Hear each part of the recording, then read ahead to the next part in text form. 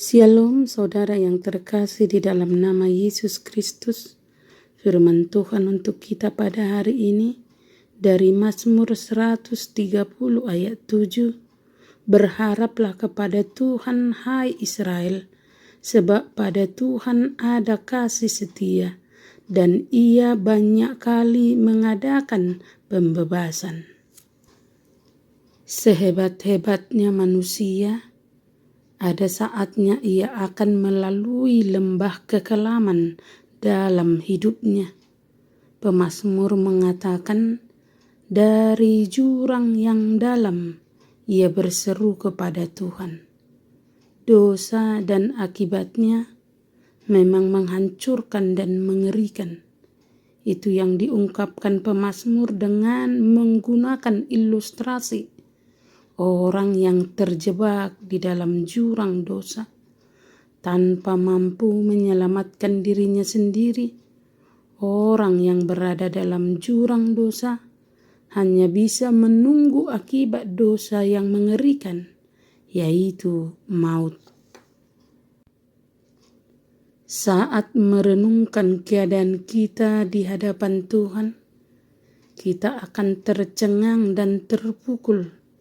Betapa kotornya diri kita, betapa dalamnya kita telah terjatuh, betapa besar anugerahnya bagi kita sehingga Dia merangkul kita kembali. Sebegitu kotornya diri kita sehingga hanya pengampunan yang dapat mengangkat kita kembali dari kedalaman jurang itu. Bukan perjuangan, bukan kerja keras, bukan kepandaian, ataupun kecerdikan kita. Hanya pengampunan yang bisa memulihkan kita. Pengampunan itu hanya bisa didapat dari Tuhan sendiri. Inilah realita hidup kita, orang yang menyadari keadaannya dan kehidupannya akan berseru kepada Tuhan dan kepada Tuhan saja berharap dalam hidupnya. Di tengah berbagai pergumulan kehidupan ini, seberapa sungguh jiwa kita berharap kepada Tuhan ketika kita menyadari betapa mengganaskan keadaan kita sekarang dan betapa kita telah jatuh ke dalam jurang yang dalam keadaan sekarang, ketika kita berharap dari badai dunia ini berlalu, dan ketika kita berharap COVID-19 ini penuh dengan kegelapan yang mengerikan. Firman Tuhan ini mendorong semua umat untuk berseru dan bergantung hanya kepada Tuhan saja. Karena itu pemazmur berkata, berharaplah kepada Tuhan hai Israel, dan nantikanlah Dia. Ada dua alasan mengapa kita berharap kepada Tuhan.